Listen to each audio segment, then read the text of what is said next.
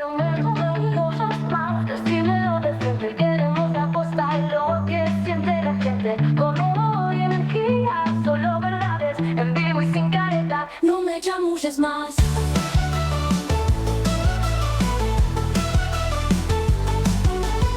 Arranca la movida, sube el volumen, voces al aire, te queremos escuchar. Acá no hay libreto ni verso para zafar. Si venís con chamullo te lo vamos a desafiar. Popa trae la fuerza, las voces para sumar, experiencias compartidas que te invitan a pensar. No me chamulles más, decímelo de frente. Queremos la posta, lo que siente la gente. Con humor y energía, solo verdades, en vivo y sin careta. No me chamulles más.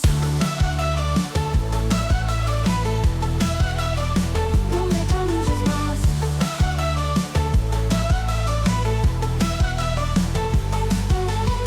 Dale play con Popa, que esto recién empieza ya. Buenas tardes a todos, bienvenidos a esta nueva edición de No me chamulles más. El tercero, ¿no? El tercer programa. Estamos muy contentas, es una iniciativa de Pollera Pantalón. No dijimos nunca que nos busquen en las redes, nos pueden buscar, pueden saber qué hacemos, a qué nos dedicamos. Pueden buscarnos en @iniciativapp_. Hola, ¿qué tal? Buenas tardes a todos, ¿cómo están? La verdad que felices nosotras. Maricelo Ungarzo nos acompaña. Bueno, gracias, Vale, por dejarnos acompañarte. Ay, qué maravilla este equipo. Bueno, hoy se incorporó Maricel Lungarzo, la obligamos, le dijimos, venite por favor, que queremos, bueno, porque nos interesa que esté acá con nosotras, preguntando, conversando. Y traer un poco el pasillo. Estábamos pasilleando recién haciendo comentarios de actualidad y bueno, ¿y por qué no los íbamos a traer a esta mesa para compartirnos con las personas que nos están mirando y también escuchando? Bueno, así que un honor igualmente que me hayan invitado del pasillo para acá. Bueno, yo estoy en Pollera Pantalón desde los comienzos y la verdad que es un placer formar parte de este equipo. Es un lugar donde me siento muy cómoda. Bueno, y ni hablar del invitado que tenemos hoy para arrancar la charla, que fue uno de los que más colaboró en nuestros comienzos. Así que gracias, se lo he dicho varias veces, pero nuevamente. Bueno, enseguida lo vamos a presentar. Podemos decir primero que hoy se cumplen 34 años del atentado a la Embajada de Israel en Buenos Aires.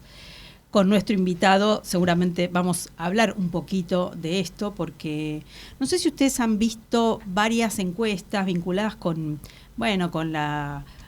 el gobierno, con el grado de credibilidad, con la gobernabilidad, etcétera, donde la gente dice, ¿qué tenemos que ver nosotros con Irán? Tenemos que ver muchísimo con Irán. Tuvimos 2 atentados terroristas en la Argentina, con autoría de Hezbollah y de Irán, así que sí, tenemos bastante que ver con Irán. Si les parece, presentamos en un segundo al invitado de hoy, que es un honor que esté acá.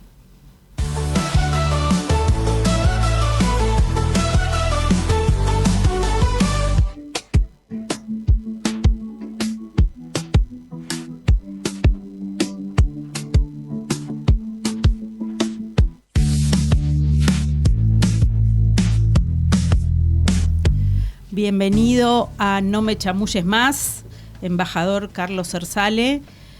A ver si dio todo bien. Ex director del Instituto de Servicio Exterior de la Nación, ex embajador en el Reino Unido y en la República de Sudáfrica, profesor de Derecho Internacional Público. Ahí ya no. Bueno, bien. Y se jubiló, no lo podemos creer, pero está todavía ahí haciendo que ahora. Bueno, sí, los años es contra una de las pocas cosas que uno no puede luchar. Pero bueno, en primer lugar es un gusto estar de vuelta con Pollera Pantalón. Hicieron un gran trabajo, esa visita que hicimos a Cambridge, Londres, sector público, privado, fue un muy buen ejemplo de diplomacia corporativa pública privada, digamos, ¿no? Con mujeres empresarias, sector público, sector privado, así que... Qué buena definición. Bueno, yo armé un programa en el ISEN que se llamaba así, diplomacia corporativa público-privada, poniendo a diplomáticos de mediano nivel en empresas argentinas ya internacionalizadas. Eso fue, después duró un año nomás, lamentablemente, pero bueno, eso fue el 2024. Pero es el concepto de trabajar en las estrategias comerciales de las empresas. En el sector financiero fue uno al Banco Macro, y bueno, después eran por sectores, ¿no? Pero, así que bueno, un gusto estar de vuelta con ustedes, muchas gracias. Y sí, bueno, no he sido profesor de Derecho Internacional, pero sí de Economía en algunas reencarnaciones anteriores. Ahora que estoy haciendo, bueno, estoy trabajando en el CARI, en el Consejo Argentino de Relaciones Internacionales, además estaré en el comité, el comité que es un poco el que maneja todas las cosas, donde soy un poco comodín para distintos temas, pero además tenemos un comité de política exterior y Fuerzas Armadas con Rosendo Fraga, que nos reunimos todos los jueves, y con la idea de demostrar y tratar de incluir a las Fuerzas Armadas como instrumento de política exterior, con una conformación de militares retirados en actividad, académicos, diplomáticos, así que bueno, bastante bien. Y después, bueno, invitado a dar charlas en bastantes universidades y encantado de estar acá. Bueno, el actual contexto internacional, usted ha dicho que es disruptivo. Vaya si es disruptivo, pero estamos en vistas de un nuevo orden, o esto es el devenir del mundo que en algún momento se va a calmar y van a bajar las aguas. ¿Es realmente un cambio importante de época? Sí, bueno, creo que, a ver, ¿existió alguna vez el nuevo orden? Digamos, porque si hubiera existido un nuevo orden internacional post Segunda Guerra Mundial y después post Guerra Fría en una segunda fase, no se hubiera llegado a la incertidumbre que se llega hoy. O sea, que hay una relación de causalidad entre lo que no funcionó y lo que está pasando ahora, creo yo, digamos, ¿no? Entonces hoy creo que no vamos hacia un nuevo orden, sino lo que vamos es a un mundo con distintos escenarios posibles, escenarios que, en fin, tienen que ver con distintos contextos internacionales, pero si uno no analiza todo en el contexto de la competencia estratégica entre China y Estados Unidos, es muy difícil entender los distintos posibles escenarios que suceden, o que en mi opinión van a poder suceder. Entonces, bueno, uno es la competencia estratégica, donde no es una competencia desde el punto de vista agresiva, sino es una competencia que apunta a los desarrollos tecnológicos, la conquista de espacios, ese es uno. El otro puede ser la separación del mundo en zonas de influencia, como pareciera que hoy predomina, porque uno tiene tres grandes, creo que si uno mira el escenario internacional, tenés tres grandes focos de conflicto. Uno obviamente es Europa del Este, el otro es Medio Oriente y el otro es el Indo-Pacífico, que todavía no explotó y esperemos que no explote. Y todos los tres, en última instancia, forman parte de esa competencia estratégica entre los dos más poderosos. Pero a su vez, las negras también juegan. Entonces vos tenés potencias intermedias, la Unión Europea, Rusia, India, Brasil, Irán mismo, Indonesia, Turquía, que también tienen un rol y tienen sus propios espacios regionales, algunos un poco más agresivos que otros, como Irán, que además quiere una predominancia desde lo ideológico, entonces a partir de ahí genera ciertas políticas de penetración y usando dinero obviamente para conseguir eso. Y entonces ese es otro escenario posible. Otro puede ser una guerra global por accidente. Si nosotros miramos las dos primeras guerras mundiales, digamos, vos tenías guerras en Europa principalmente, pero después se extendieron al Pacífico y el Atlántico Sur.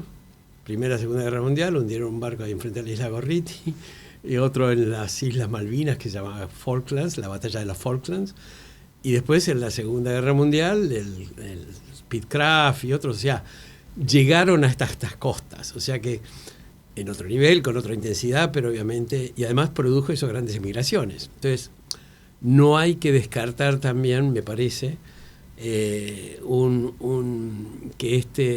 estos conflictos que hoy están focalizados sobre todo en 2 lugares y con movimientos o en 2 zonas del mundo y con movimientos que tengan posiblemente implicancias en el Pacífico, no puedan generar además variables que afecten también a desatar también esos focos como migraciones o guerra por accidente. La guerra, una vez que uno empezó no sabe cómo termina, digamos, no está el factor humano ahí. Otro escenario posible es la anarquía, nadie gana. Todos, cada uno hace la suya, entonces olvídate del multilateralismo que uno quiere construir, en fin, eso es así.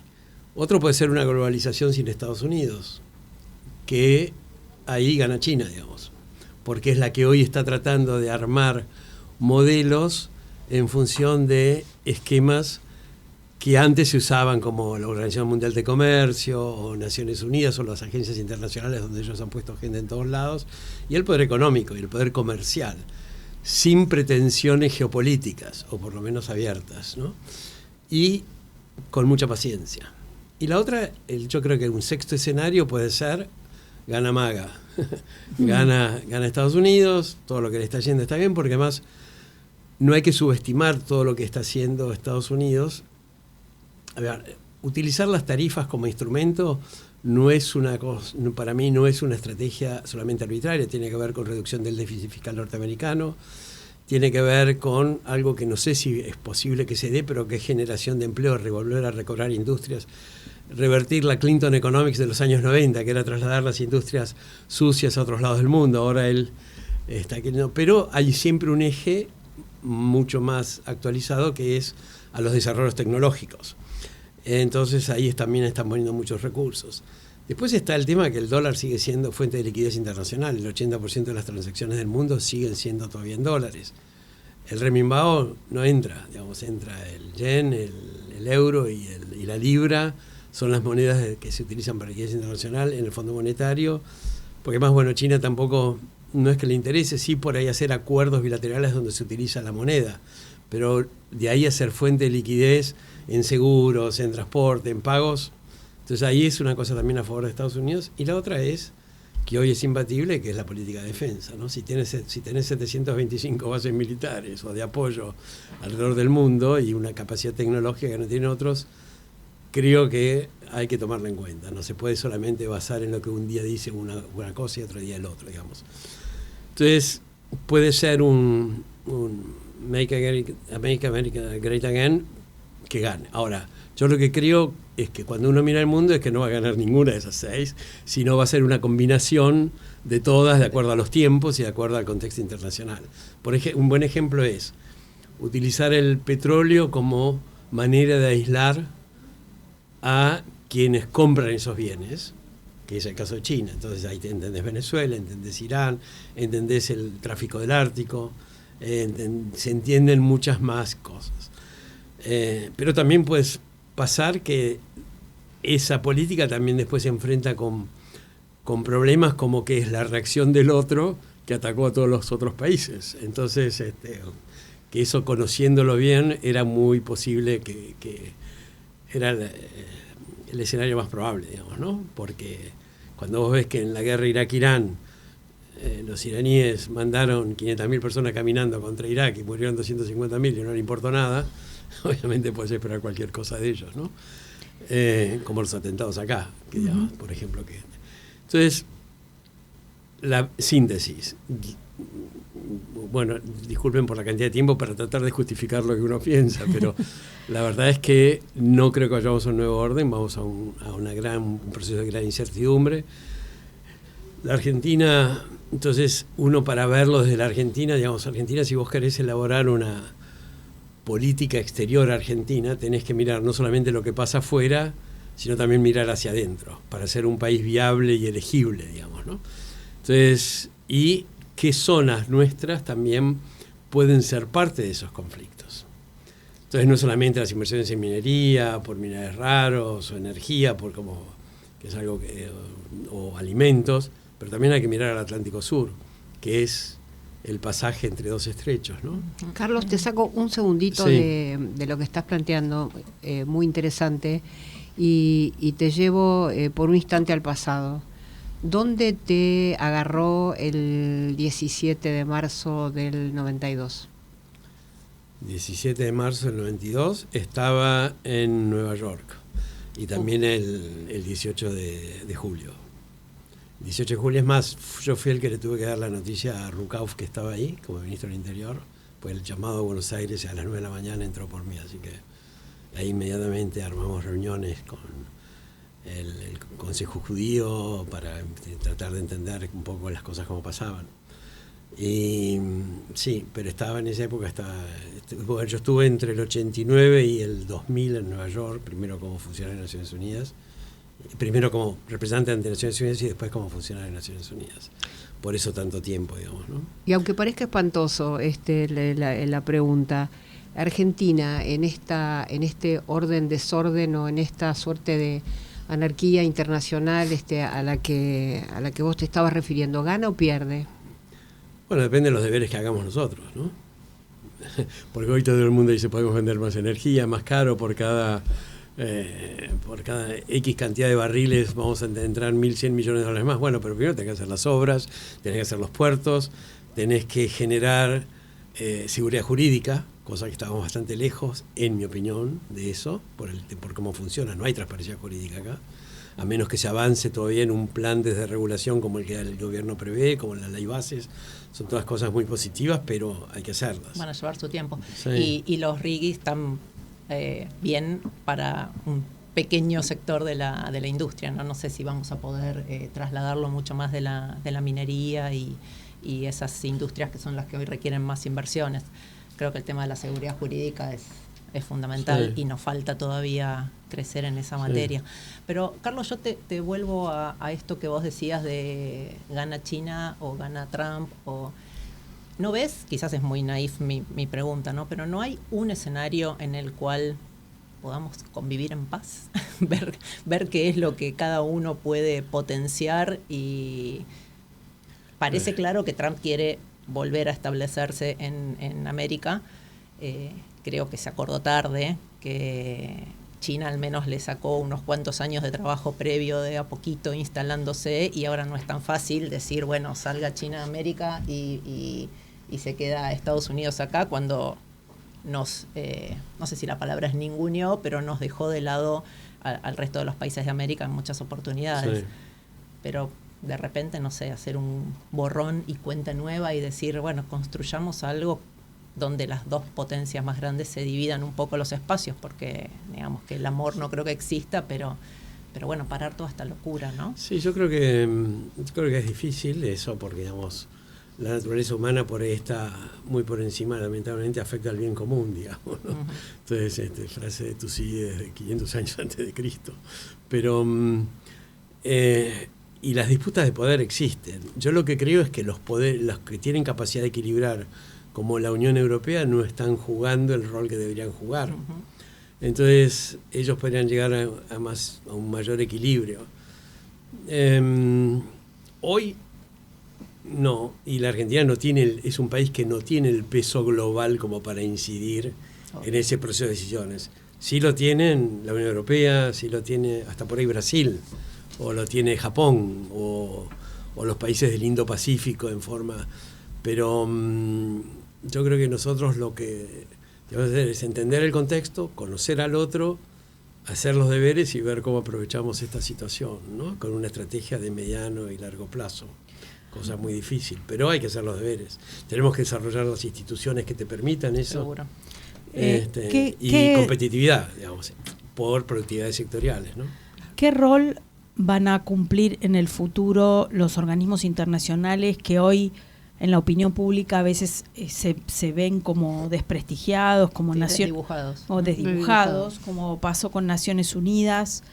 ¿Van a tener un rol importante? ¿Es necesario que lo tengan? Sí, bueno, yo creo que sí. Yo me formé en el multilateralismo. Ahora, hay que entender una cosa: los organismos multilaterales no son mecanismos de decisión de ellos mismos, sino es un lugar donde los gobiernos toman decisiones que tienen impacto global. Entonces eso hace una diferencia. Yo espero en Naciones Unidas, ganando a Rafael Grossi, un colega que es muy bueno, también pueda dedicarse por lo menos en los temas de paz y seguridad, además que es su especialidad, y tratar de generar acuerdos entre los tomadores de decisiones. Pero después hay muchos organismos que por ahí debieran complementar sus programas, que no haya tanta política de kioscos, digamos, ¿no? Y ahí sí tienen un rol, porque es el único, por ejemplo, para países como nosotros, que decía, como decía antes, que no tienen capacidad de incidir en las decisiones globales, el único lugar donde tenés para poner tu voz es en lo multilateral y convencer a los demás de que estás bien. O sea, yo viví 20 años de eso, pero porque no tenés peso país. Hay otros países que tienen sí peso país, como Japón, Alemania, Brasil, que no necesitan tener uno que vaya y genere las decisiones que le convienen al país en función de tus propios objetivos, ¿no? Muy bien. Bueno, seguiríamos horas, pero se nos acabó el tiempo. Embajador Carlos Zersale, muchísimas gracias por venir hoy a aclararnos un poco de dónde viene y hacia dónde va el mundo a No me chamulles más. Bueno, Gracias. No sé si lo he aclarado, me parece que lo has confundido todavía más. Porque No, todo lo contrario. No hay muchas... Y sos de los imprescindibles, así que espero que nos acompañes otra vez. Sí, seguro, como no. Y bueno, muchas gracias por pensar en mí y a disposición. Muchas Ahora que gracias. soy jubilado tengo un montón de tiempo. Te vamos a invitar más seguido, entonces. Gracias, Carlos. Gracias. No, gracias a ustedes. No te vayas, ya sigue No me chamulles más, el espacio radial y de streaming de Pollera Pantalón.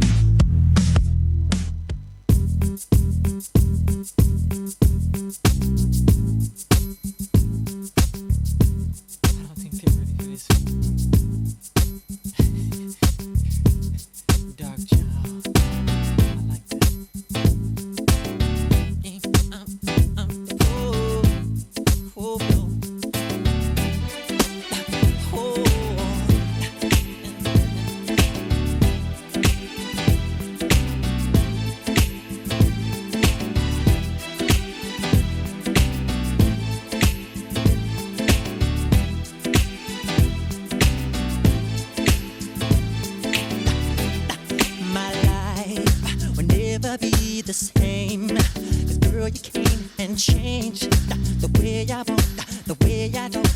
I cannot explain the things I feel for you. But girl, you know it's true. I'll stay with you, I'll feel my dues, and I'll be all you need. Feels so right, girl. Such the bird. All my life. Feels like I deep down, see, that's right now. Come on, girl. My world, you know you did everything I wanna give. There is love we could find, someone like you. Come find, right my world, you know you did everything I wanna give. There is love we could find, someone like you. Time I knew that love would bring this happiness to me. I tried to keep my sanity. I waited patiently. Girl, you know it seems. Bueno, seguimos acá sin que nos chamulle nadie, ¿eh? Así es. En la operación técnica, Leo Giusti, Jorge Cabrera y Nico Ciancaglini. En la producción, Pablo de Francesco, un capo que nos hace señas, nos dice cómo tenemos que hablar. Paren, chicas. Bueno, ahora viene el momento. Bueno, acá no te metas porque estamos con No necesitamos una... asesoramiento. No necesitamos Solo asesoramiento de Mary. porque tenemos a la genia del estilo, Mary Visorricaño, que bueno, la semana pasada fue maravilloso porque nos dio ese aire y esas ganas de pensar en otros temas que nos interesan mucho. Y hoy vas a poner el foco básicamente en una historia. Correcto, exactamente. A ver. Bueno, primero, nuevamente gracias. La verdad que con tus introducciones yo me creo tipo 1500. O sea que voy a venir más seguido para que me presentes de esa forma. ¿Te crees Anna Wintour en los Claro, Oscars? voy a venir con los anteojos la próxima, me voy a hacer flequillo. ¿Quién estuvo ese momento de los Oscars? Claro, ¿verdad? claro, Muy claro. divertido. Bueno, un poco el tópico que me parecía interesante charlar es el fenómeno, este tema hot que está en el momento, de la moda, digamos, o del estilo, que tiene que ver con la miniserie Love Story, que cuenta, bueno, no voy a spoilear nada, pero que cuenta básicamente cómo se conocieron, se casaron, etcétera, Caroline Bassett y John Kennedy, hijo. Y un poco, hablar un poco de de cómo la gente la está queriendo copiar a Caroline. O sea, de repente nadie sabía quién era. Yo personalmente no sabía quién era. Hasta que de repente apareció la serie y vi que la mina es súper cool, que es súper interesante cómo se viste. Su estilo en general es muy interesante. Y de repente, nada, uno empieza a ver que en redes sociales está todo el mundo tratando de copiarla. Ves como en las principales búsquedas, cómo vestirme como Caroline, cómo copiar su outfit. Y lo cierto es que es como que tratan de convertir el estilo en una receta. Y lo cierto es que eso es imposible. O sea, porque Caroline era Caroline y digo, no hay fórmulas mágicas para esto. De repente puedes decir, bueno, no sé, hablando burdamente, voy a poner, no sé, 1 kilo de un abrigo color negro, una cucharada del mismo pantalón y una pizca de unas gafas negras, unas gafas oscuras, que era básicamente este estilo minimal de Caroline Bassett. Pero el problema es que no funciona de esta forma, porque por más de que vos metas todos los mismos ingredientes, exactamente los mismos, la torta no te va a salir igual. O sea, no vas a hacer Caroline. O sea, chicas, se los aviso a todos. Qué mala noticia. O sea, so sorry, pero la magia no existe. Y creo que una pregunta interesante para hacernos, o para que se quede la audiencia, es ¿dónde termina la inspiración y dónde empieza la copia? Yo se las tiro, acá se la dejo como picando. Sí, se me vienen a la cabeza cuando contás esto dos cosas. Una, me puse a pensar que hay una buena cantidad de series ahora vinculadas con mujeres con estilo. Total. Tenés Máxima, bueno, de esa. Después me acordé de una serie que fue maravillosa española que se llamaba El tiempo entre costuras. Sí. Qué divina fue esa serie. Sí. Velvet. También. Velvet. Sí. Hay una cantidad de cosas que se pueden ver no para inspirar, no para copiar. Exactamente. Y después recomiendo una película ahora que se llama Copia Certificada, que es una maravilla. Ay, no la vi. Que un poquito tiene que ver con eso, no con la moda, Sí. pero ¿qué pasa en la vida con el original y la copia? Sí. Tampoco la voy a spoilear, es una Sí. película ahora después la busco y les digo el año porque no lo recuerdo, pero realmente hay como una tendencia a querer ser como, no a que eso haga que vos busques tu propia receta. Exactamente. Ahora, en relación con eso, ¿qué pasa, lo que acabas de mencionar Valeria y vos Mary y Maru, me encantaría saber qué pensás vos también, ¿qué pasa con la identificación de los jóvenes en relación con la búsqueda del estilo, la reivindicación de la personalidad, de lo propio? ¿Van por ese camino o están masificados? O sea, ¿cuál es la tendencia? Mira, ¿Y que se gana o se pierde? yo creo que hay de todo un poco, ¿no? Justamente en la adolescencia, que es un caso muy específico, es donde están construyendo su identidad, donde hay mucho mareo de repente, ¿no? Lo veo de repente mucho en mis sobrinos, como de repente el Duki, todos queremos ser el Duki, ¿no? Nos queremos vestir como él, usamos cadenas, nos tatuamos la cara, nos ponemos la gorra, tipo al revés o para adelante, lo que sea, usamos ropa medio basquetbolista. Y ahí asociado con este tema de Caroline, que no solamente aplica a Caroline, es simplemente el ejemplo, también puede aplicar al Duki, es que el estilo no está conformado simplemente por la ropa. O sea, hay como todo un tema contextual. En el caso de Caroline, llamémosla de alguna manera, más allá de su onda minimalista y que había mucha coherencia entre su persona y cómo ella se vestía, también había un contexto. O sea, su personalidad, la New York de los 90. Ella laburaba en Calvin Klein, que by the way en su momento era una marca como súper minimalista y sofisticada, estaba como todo alineado, ¿no? Y la realidad es que ahí uno entiende perfecto, tiene mucha coherencia con quién era Caroline Basset y su estilo. Ahora, si lo pensamos en los adolescentes, y tomo el ejemplo del Duki, como pueden haber 28 millones, también es un tema contextual. ¿Dónde nació? ¿Cómo fue el tema de la batalla de los traperos? Hay como todo un tema como contextual, pero que entiendo yo que ahora está como empezando a marear un poco, porque los chicos están incorporando términos que al menos yo cuando era adolescente no tenía ni idea que eran, como altas marcas, o sea, tipo marcas como Gucci, Balenciaga. Los chicos hoy, no importa su clase social, sabe qué son esas marcas. O sea, y yo en su momento no tenía ni idea. Entonces, creo que tiene... El tema, Sí. Mary, ahí es que obviamente vos sos mucho más joven que nosotras. No tanto. Pero bueno, la movida, Un poco sí.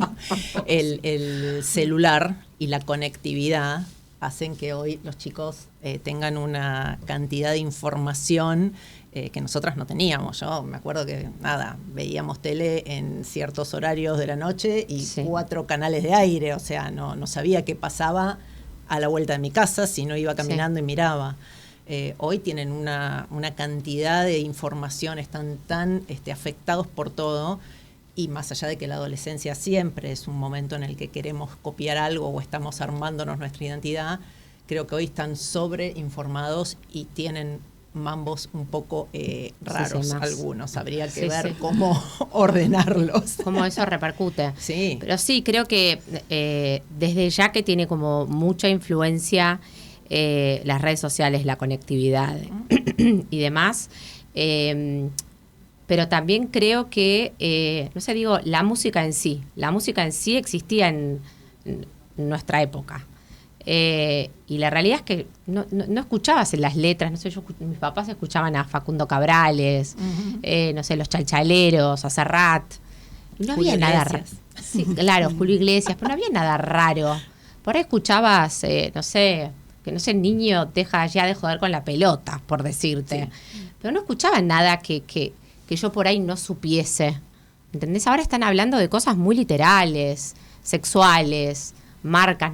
Los meten a los chicos en un mundo que todavía no llegaron. Los están haciendo como crecer muy rápido, ¿no?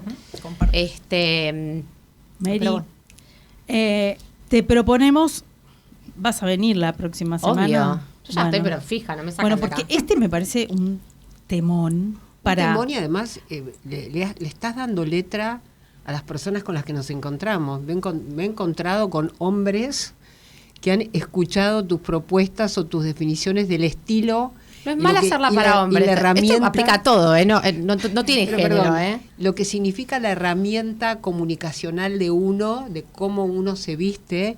Así que no lo tenés que abandonar. No las abandonaré, y creo que también está muy bueno, dado que esto es un podcast que queda colgado en YouTube y las redes sociales que tenemos de Pollera Pantalón, invitar incluso a la gente a que nos comente, que interactúe, a que plantee temas de conversación. Así, nosotros podemos como interactuar con nuestra audiencia. Buena idea. Buenísimo. Mary Viso Ricaño, muchas gracias por venir a hablarnos de estilo y de moda, que, insisto, puede tener que ver un poquito con la frivolidad, pero en realidad es un tema atrapante. Totalmente. Y que nos atraviesa a todos. Así que gracias por venir. Vamos a unos avisos comerciales y volvemos enseguida. Gracias, Definitivamente no nos chamullas. Gracias. Gracias. Sin cultura no hay país. Porque todo es cultura y porque somos radio. Radio Cultura.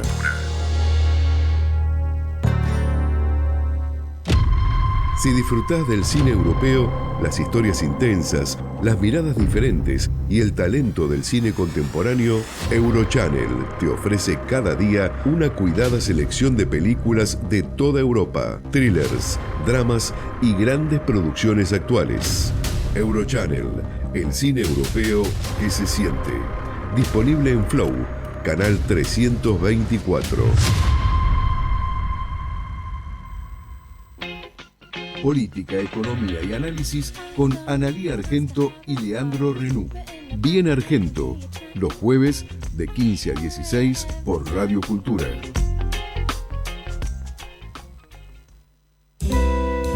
La actualidad del cine, los estrenos, las entrevistas junto a todo el quehacer de nuestro séptimo arte y las bandas sonoras que hicieron historia. Te proponemos una mirada entre nostálgica y actual a la gran pantalla junto a Pablo De Vita. Cultura en Imagen, los domingos de 22 a 23 por Radio Cultura.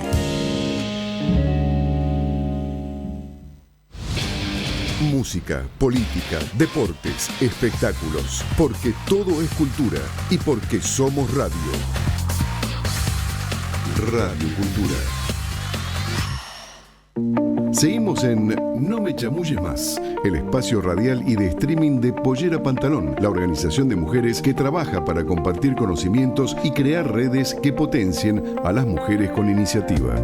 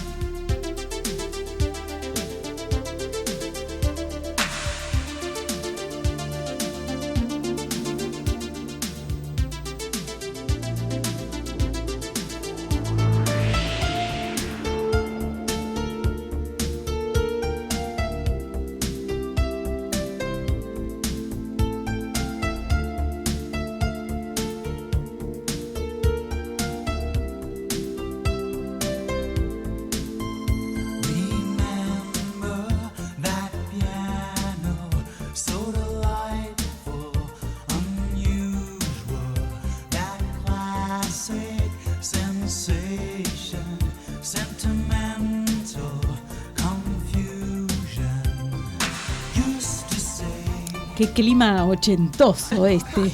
Nos gustó. Bueno, vamos a hablar del campo.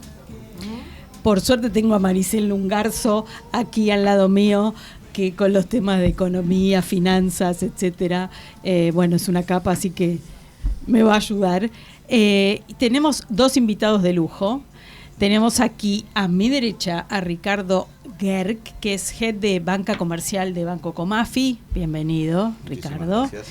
Y también está con nosotros Antonella Semadeni, que es economista en la Fundación Agropecuaria para el Desarrollo de Argentina, FADA. Bueno, analista de mercado, agroganadero, investigadora y una muy buena comunicadora. Así que gracias.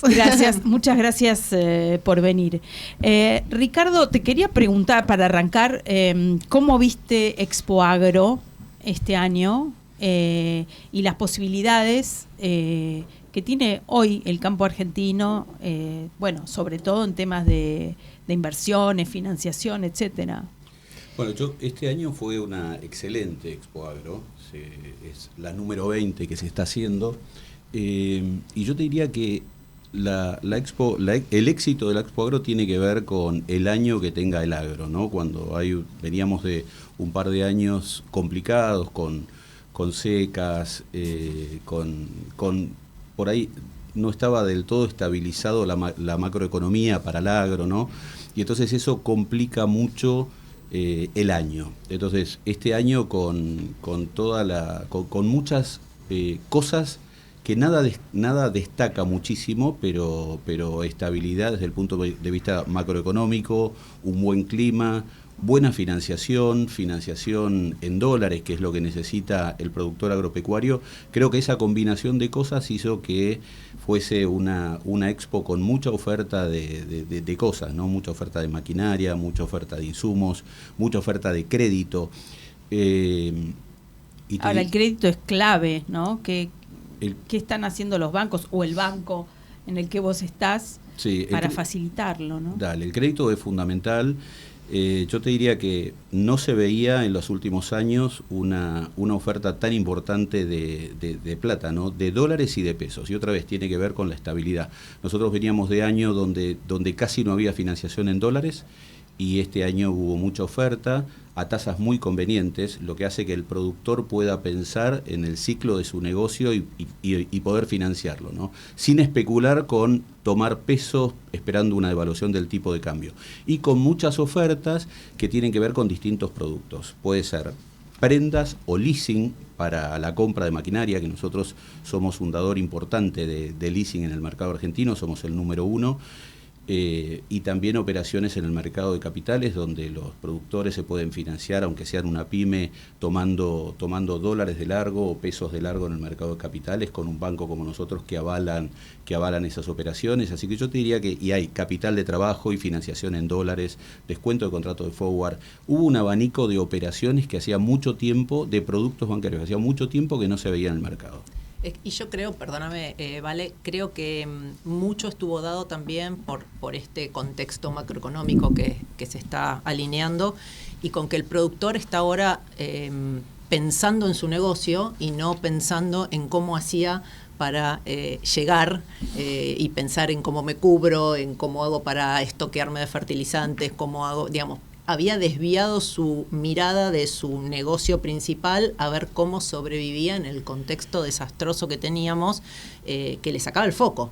Entonces ahora él puede poner el foco en su negocio y bueno, y por suerte todos los bancos están acompañando eso y bueno, Comafi fue uno de los que hizo la movida y también se le dio, y déjamelo mencionar porque tengo el corazoncito puesto ahí, se le dio mucha importancia a la mujer en el agro. Se hizo un evento de mujeres únicas con una cantidad increíble de asistentes y con unos comentarios, la verdad, muy, muy positivos, así que creo que todo el contexto se dio como para que pase lo que decía Ricky, ¿no? Bueno, Antonella hace que sí con la cabeza. Las mujeres, hablando de mujeres en el agro, estaba leyendo un informe que calculo que será reciente, de FADA y de las chicas del agro, que muestra un muy importante crecimiento de la participación femenina en toda la cadena agroindustrial. ¿Es así? ¿Por qué ocurre?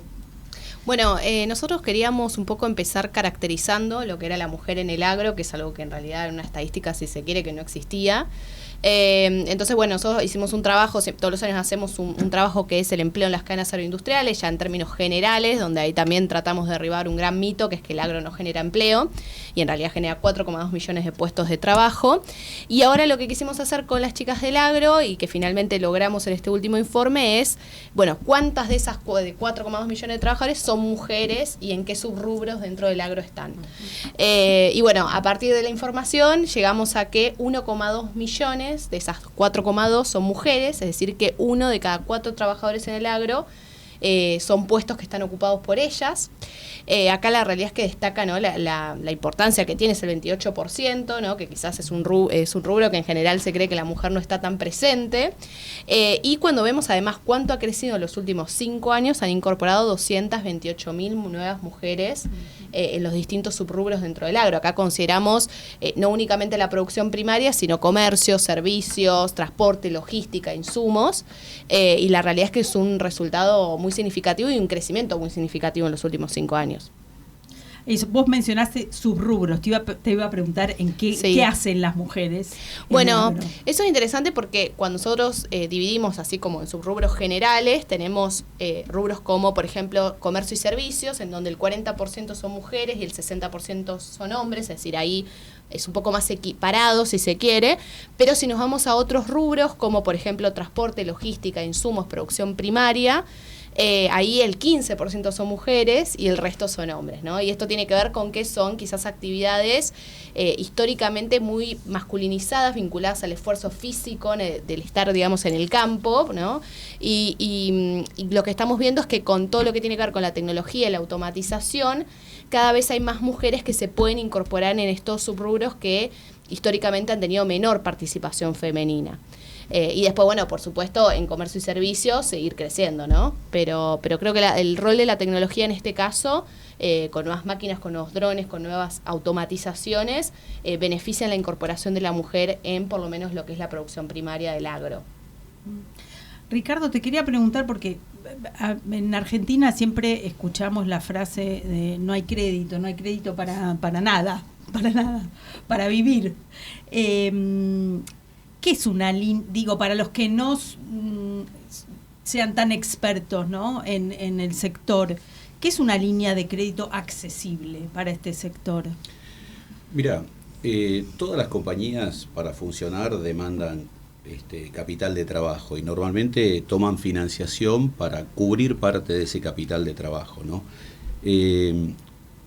Entonces, esas líneas de crédito las van a buscar a los bancos. Puede ser de corto plazo, de mediano plazo o de largo plazo. Nosotros tenemos la particularidad que financiamos a través del banco y además financiamos a través del mercado de capitales, lo que hace que los clientes puedan tomar plazos más largos, normalmente que lo que puede haber en un banco, a tasas más convenientes, porque el inversor que hay detrás en el mercado de capitales es un inversor institucional. Entonces yo te diría que el abanico es muy grande.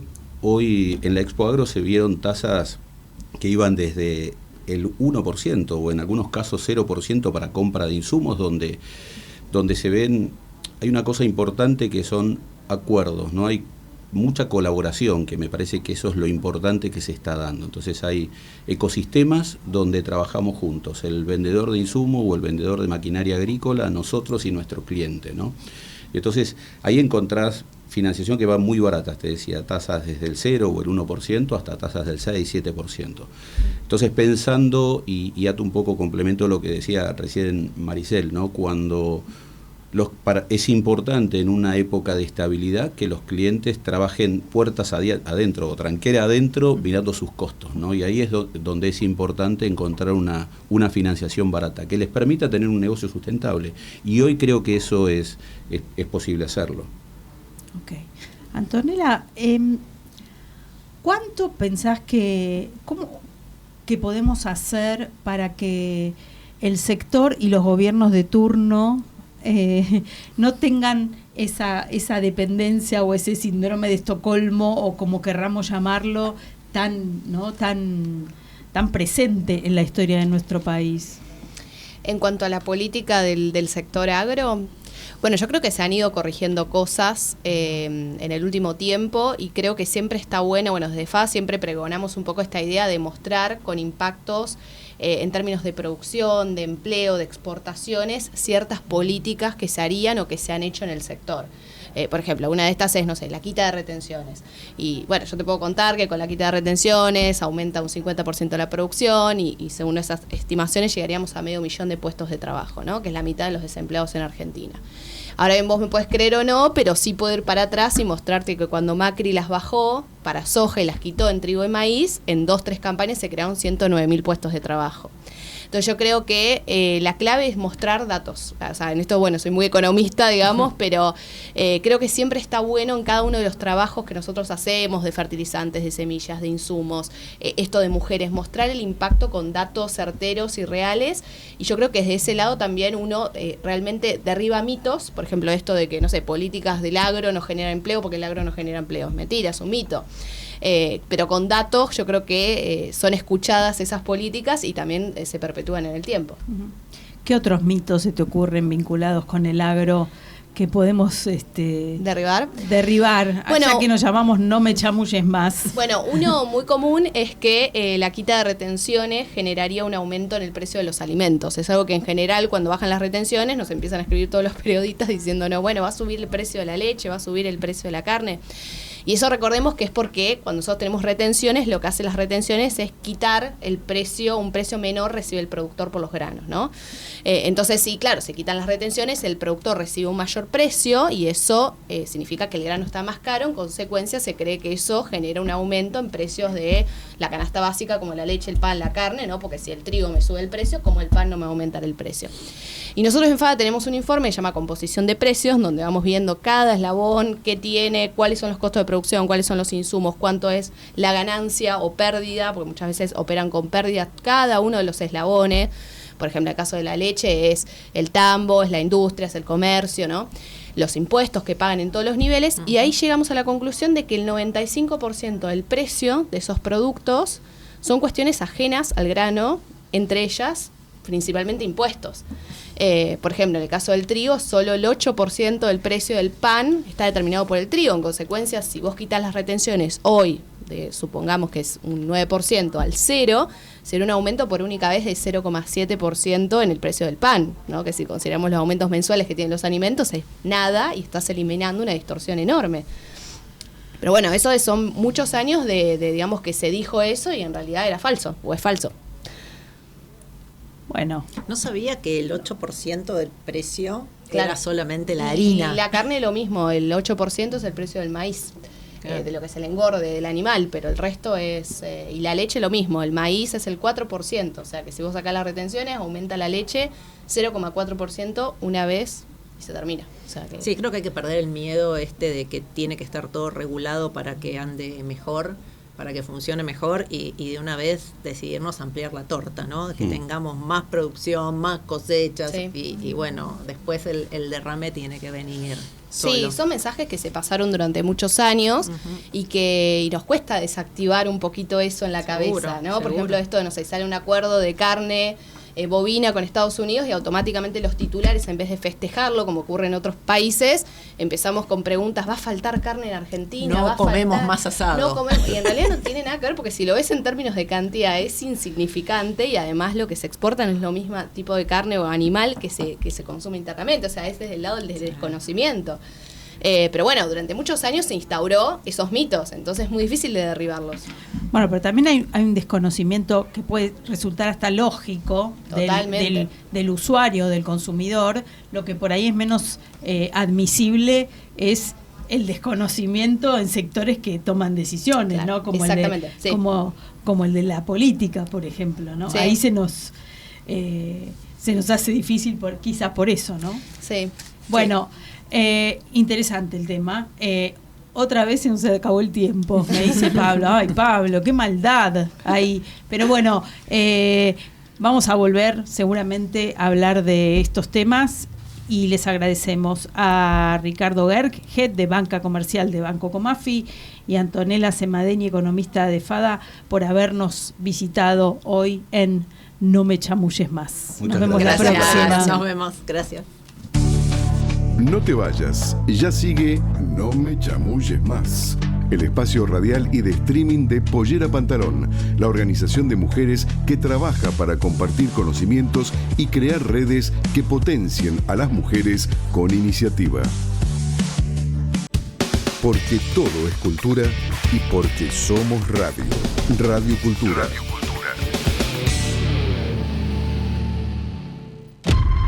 Si disfrutás del cine europeo, las historias intensas, las miradas diferentes y el talento del cine contemporáneo, Eurochannel te ofrece cada día una cuidada selección de películas de toda Europa, thrillers, dramas y grandes producciones actuales. Eurochannel, el cine europeo que se siente. Disponible en Flow, canal 324.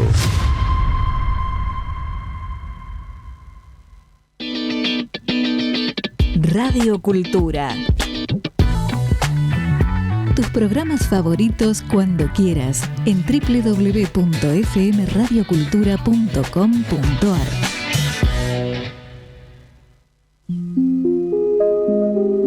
Alexander no es solo un nuevo vecino para Elías. Para Elías es el despertar de un sentimiento desconocido y abrumador.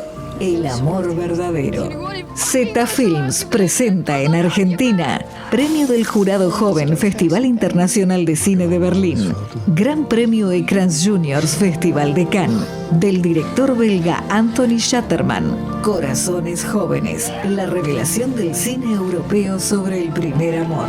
Corazones Jóvenes, solo en cines. La voz secreta de la pintura, un espacio para compartir entre pinceles y colores la palabra de los artistas de ayer y de hoy, con la conducción de Cecilia Rabaudi, los jueves de 21 a 22 por Radio Cultura. En un mundo sobrecargado de información, Carlos Ardía te propone un espacio para entender la economía y el mundo de los negocios con un análisis simple. Ahora te explico. Todos los sábados a las 11 por Radio Cultura. El país y los escritores. Un programa de la Sociedad Argentina de Escritores. Un recorrido por adentro del país buscando conocernos mejor. Conducción, Edgardo Miller. Todos los jueves a las 23 por Radio Cultura.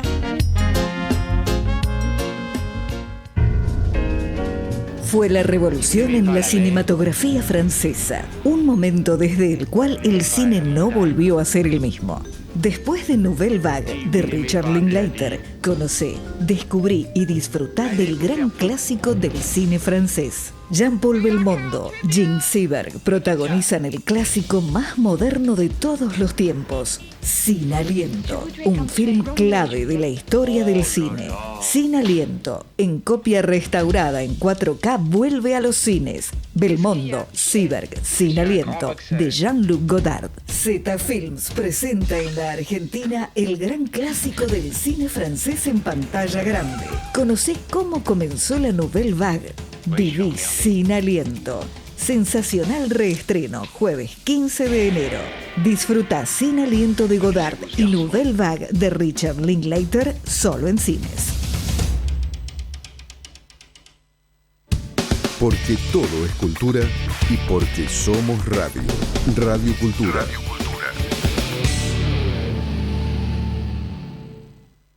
Seguimos en No me chamulles más, el espacio radial y de streaming de Pollera Pantalón, la organización de mujeres que trabaja para compartir conocimientos y crear redes que potencien a las mujeres con iniciativa. Bueno, y hablando de Pollera Pantalón, seguimos acá con Fabiana Ricaño, con Maricel Lungarzo, y se incorporó Janina Kogan, bienvenida, otra Pollera Pantalón de ley. No les puedo explicar la alegría que tengo de estar acá compartiendo con ustedes. La verdad que hoy, cuando sabía que venía a la radio, que estaba emocionadísima. Me encanta siempre que nos encontramos y siempre que se dan estos espacios para intercambiar. Bueno, y si hay alguien que sabe de medios y de radios y ahora de ese canal de YouTube con tanto éxito, es Marcelo Longobardi. ¿Estás ahí? Acá estoy, hola. ¿Cómo andas, Marce? Hola. Hola, Fafi, ¿qué haces? ¿Qué tal? Estoy haciendo como de voz. Estamos haciendo. Mirá si habremos aprendido. Nos vamos a meter en un bodrio. Acá las chicas de Pollera Pantalón haciendo de Longobardi. O sea, yo les puedo recomendar a todas que hagan a cualquier otra cosa que no sea esto. Llegaste tarde, estamos embarcadísimas. Ahora ya no podemos volvernos atrás. Se los digo por experiencia. Sí, vos sabés que pensábamos, nos acordábamos recién con Maru y con Yani, que fuiste nuestro invitado a un asado en el Quincho de la Bolsa de Comercio, en la calle 25 de Mayo, previo a las PASO, pocos días antes de las PASO del 2019. Y quiero decirte que nos dejaste para el norte, porque estábamos compartiendo ese espacio de reflexión para escucharte. Y realmente, bueno, estabas muy relajado y se ve que, bueno, pasándola bastante bien, pero muy inspirado, regalándonos tiempo. Y nosotras y los dirigentes empresarios que estaban en el Quincho venían con una película, y de pronto se hizo la noche y nadie sabía qué decir. Creo que acerté, ¿no? Sí. Me parece que sí. Sí, justamente por eso, contanos hacenos un update de esto picante que está pasando, porque además vos estás picantísimo como nunca, afiladísimo. No, vos sabés que yo creo que estoy al revés, estoy más tranquilo, ¿no? Más relajado y más distante que antes, ¿no? Porque al salir de los medios tradicionales que están muy locos y muy histéricos todos y muy politizados, yo tomé una postura mucho más distante y probablemente más relajada. Y el canal, que va súper bien, tiene contenidos de todo tipo y yo hablo de muchos temas internacionales y cuento historias y hablo, por supuesto, de política argentina, ¿no? Pero no es la política argentina hoy mi interés principal, al menos desde el punto de vista del contenido del canal, que tuvo en un año que hemos cumplido hace un par de días 40 millones de visitas, ¿no? Así que estamos súper contentos y recién empezamos, ¿no? Tremendo. Bueno, a ver, para entender a la Argentina de hoy, primero que nada hay que entender al mundo, ¿no? Asuntos que son indesconectables, ¿no? El mundo, al menos según los analistas, sociólogos, antropólogos, politólogos y demás, el mundo está compuesto de gente que está muy enojada, ¿no?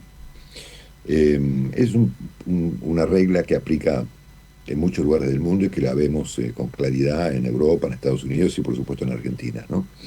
Eso se llama, digamos, clima de época, ¿no?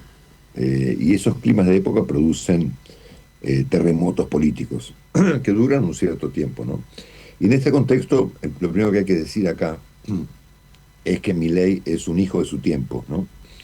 Con independencia de que a mí me caiga mejor o peor, yo procuro tratar de entenderlo y entender el fenómeno. Y tal como ocurrió en algunos otros países, en Argentina se derrumbó un orden político que organizó a la Argentina por 20 años, 2003-2023, el kirchnerismo y el macrismo, en el fondo lo de siempre, el peronismo y el antiperonismo, y eso se derrumbó, ¿no?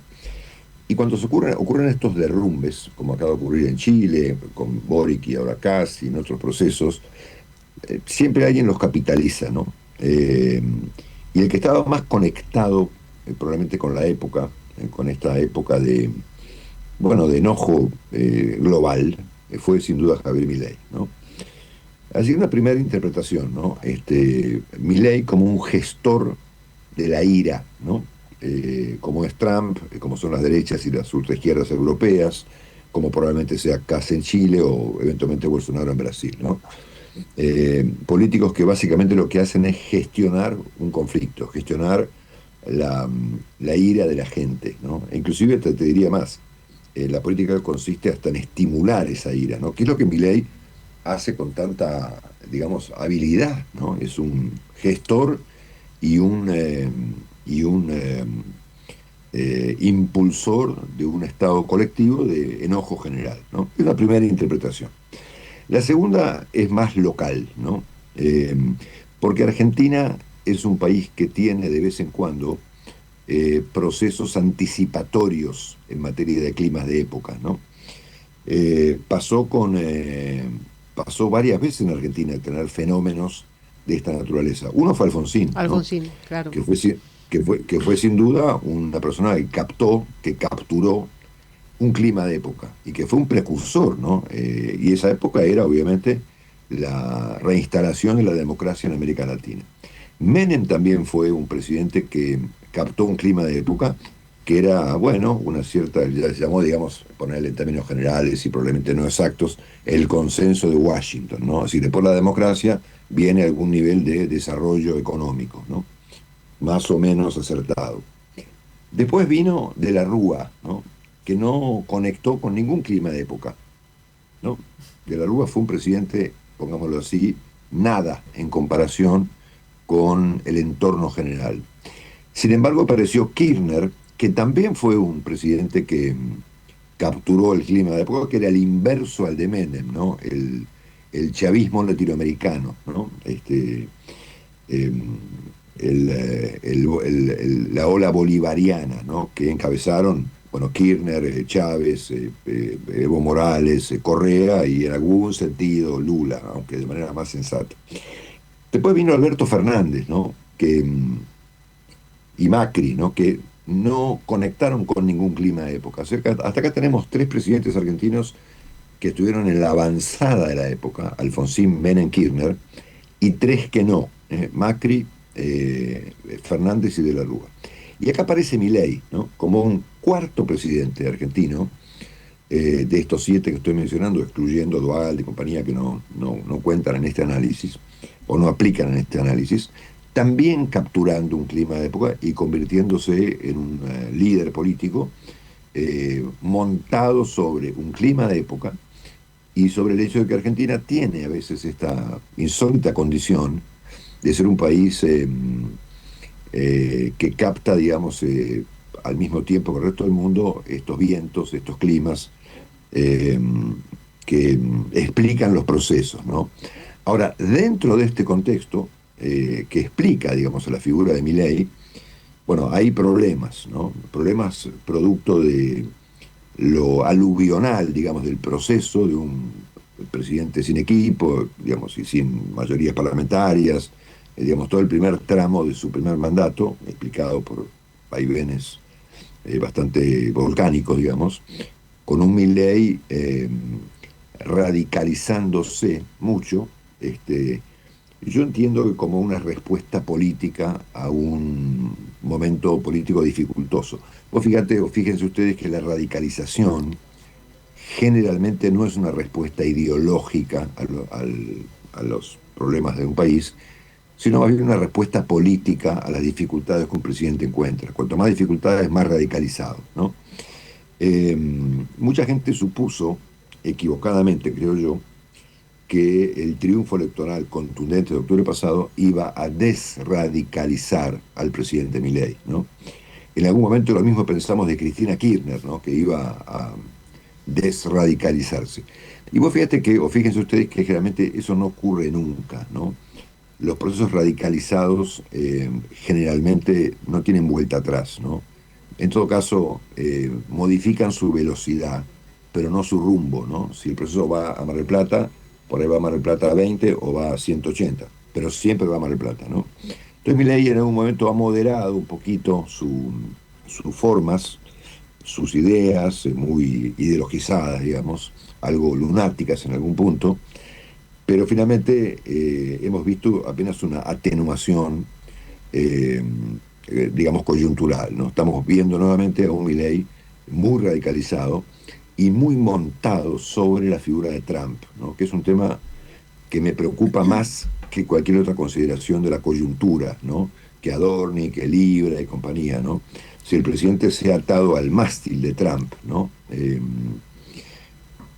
Y eso es un tema porque Trump está en problemas, ¿no? Y va a estar en problemas muy serios probablemente a partir de noviembre próximo, ¿no? Ahora, y es un tema que me importa mucho, ¿no? Ahora, Marcelo, vos estás describiendo de alguna manera que nos gobiernan los iracundos acá y allá. Sí, claro.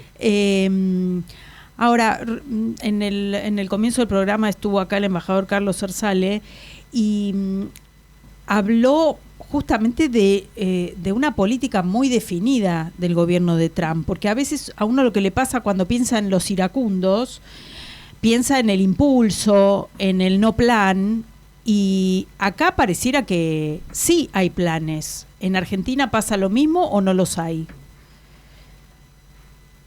Yo creo que hay algunos, y yo te lo pondría así, digamos, ¿no? Para entender lo que yo entiendo es el plan de Milei, ¿no?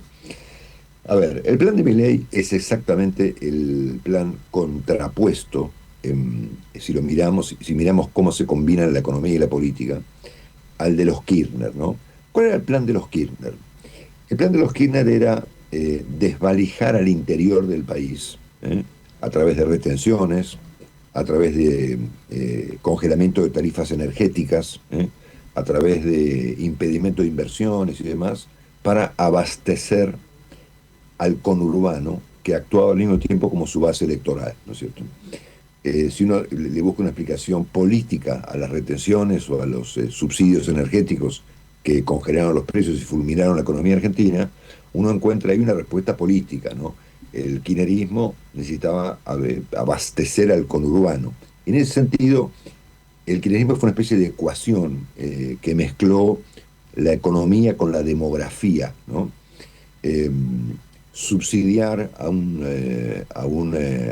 los grandes conglomerados demográficos que tienen, por supuesto, en su condición de grandes conglomerados demográficos, una traducción electoral, ¿no? Entonces, ¿qué hicieron los Kirchner? Desvalijaron al interior del país para abastecer al conurbano de subsidios y de planes, que dada la dimensión demográfica de los conurbanos, eso se tradujo, por supuesto, en una cuestión de carácter electoral, ¿no? Milei va en el camino exactamente contrapuesto a eso, ¿no? Está volviendo a darle una entidad importante a la actividad económica en el interior del país, el agro, eventualmente la minería, naturalmente, la energía, y se desconectó del problema del conurbano, ¿no?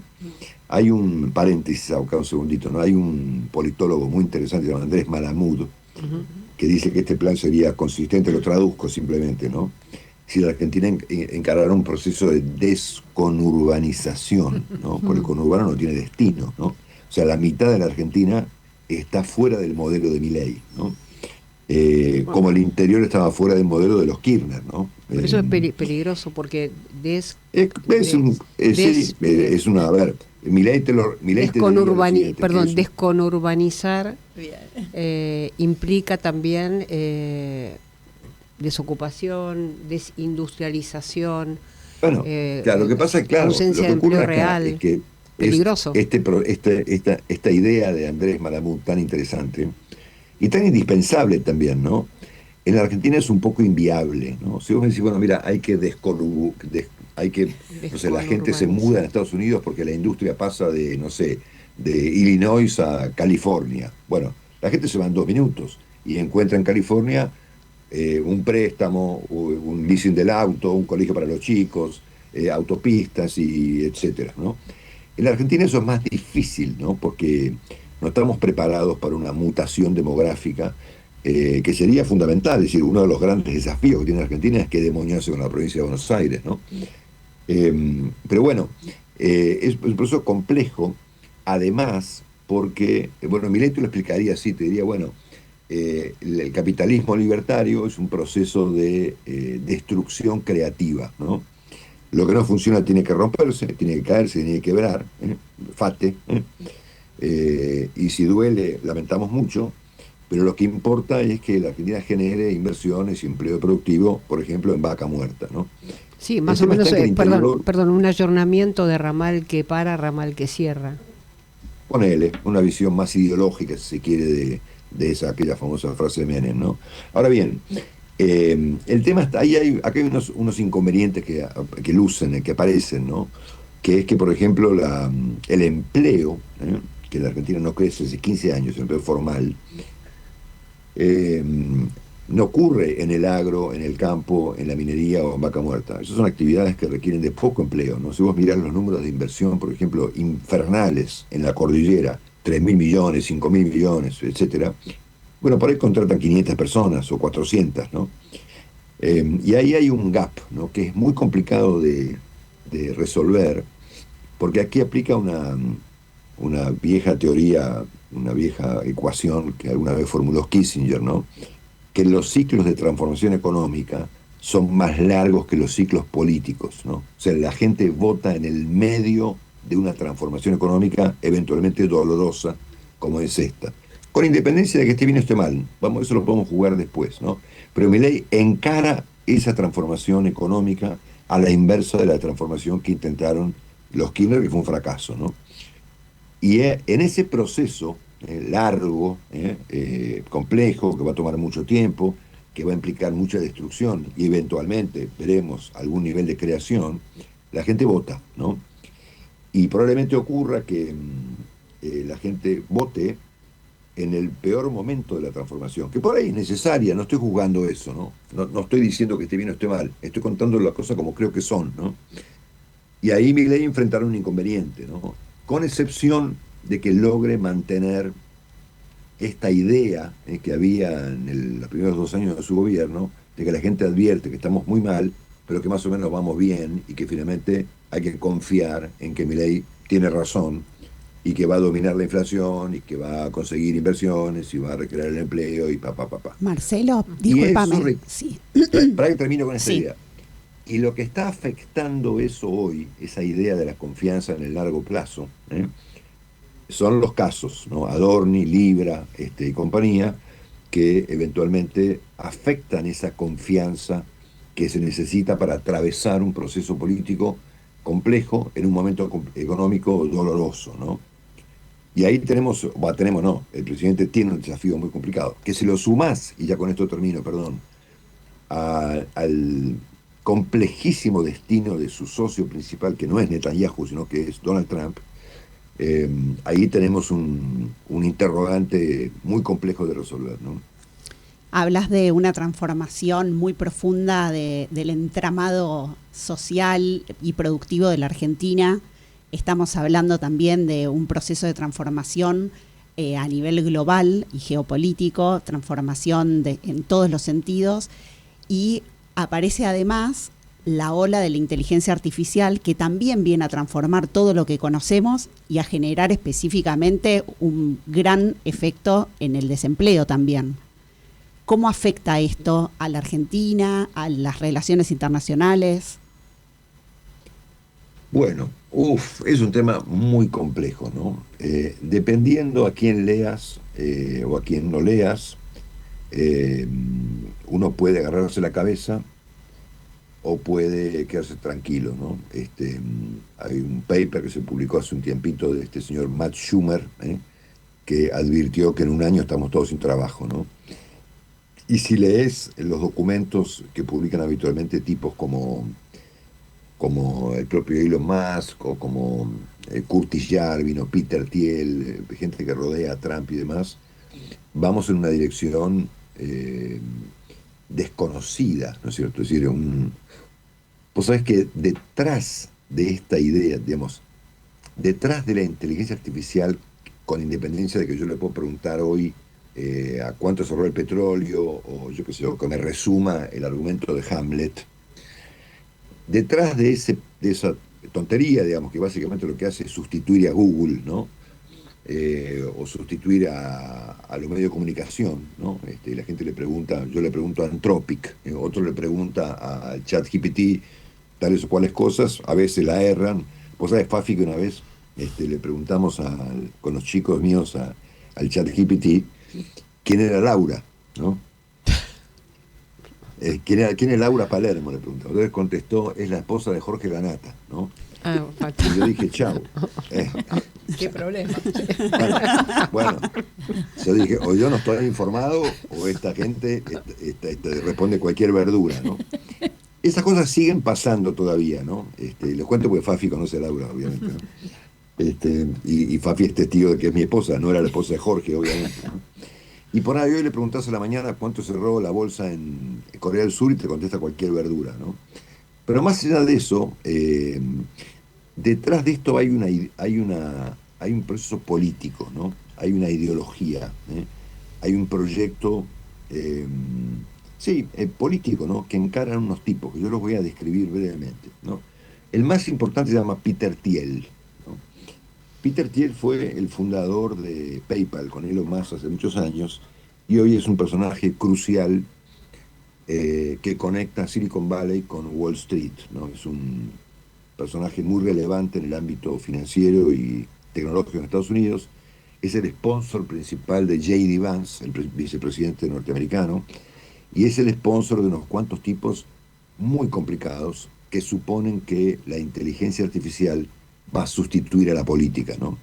El lema principal de Thiel es que el conflicto mundial de hoy no es, por ejemplo, los conflictos clásicos que nosotros a veces seguimos, la izquierda contra la derecha, la democracia contra el autoritarismo, sino la tecnología contra la política, ¿no?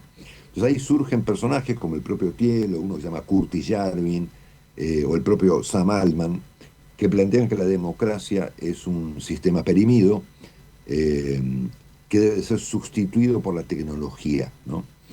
Y si vos lees el último trabajo que publicó New York Times sobre Elon Musk, o lo que se ha publicado sobre dichos de Sam Altman, bueno, ellos suponen que vamos a un mundo en donde una corporación tecnológica va a gobernar la humanidad y todos recibiremos a fin de mes alguna clase de cheque para ser felices, irnos unos días de vacaciones y cuidar a nuestros nietos, ¿no? Y que el resto del trabajo lo van a hacer las máquinas, ¿no? Detrás de esta idea, que se los conoce como los tecnoautoritarios, hay una señora europea que se llama Francesca Bria, que es una intelectual italiana que trabaja en la Unión Europea, que es yo pienso que es la principal hoy pensadora, crítica, por supuesto, de este mundo que imaginan los Peter Thiel y los Sam Altman, ¿no? O sea que estamos frente a un problema bastante más complejo que si mi trabajo va a ser sustituido o no por un robot, cosa que podría ocurrir perfectamente mañana, ¿no? Yo puedo crear un bot que haga de mí, y me ahorro 2 horas y media de la mañana y lo lleno de información y lo hago hablar. De hecho, si ustedes miran hoy YouTube, ya hay muchos canales en donde la persona que habla no es una persona. Y si no lo miras con mucha atención, hoy en día distinguir lo verosímil de lo verdadero se pone muy complicado, ¿no? Y eso es un fenómeno que además puede afectar los procesos democráticos, ¿no? Porque hoy en día cualquier cosa es posible y naturalmente lo verosímil suele ser bastante más divertido que lo verdadero, ¿no? Y la inteligencia artificial y la tecnología están muy listas, digamos, para crear verosimilitudes que no sean verdaderas, ¿no? Entonces lo que yo voy es, con independencia de lo que vaya a ocurrir con todos nosotros, y la inteligencia artificial y la educación y los trabajos, hay una ideología detrás de esto que está muy debatida hoy entre los grandes pensadores, digamos, entre Yuval Harari o qué sé yo, tantos otros, que están mirando esto con Giuliano da Empoli y todos estos tipos que están mirando este proceso ideológico, digamos, con mucha atención, porque efectivamente la frase que define todo esto la dijo el propio Peter Thiel, ¿no? Dijo, bueno, hoy en día el conflicto es la tecnología contra la política, ¿no? Y ellos creen efectivamente en la sustitución de la democracia, ¿no?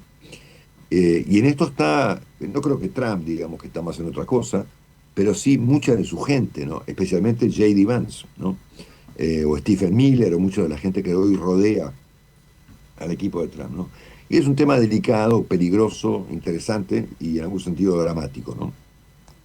Marcelo, yo personalmente creo que obviamente se viene un cambio de paradigma importante con todo el tema de la inteligencia artificial y que va a haber que replantearse muchas cosas.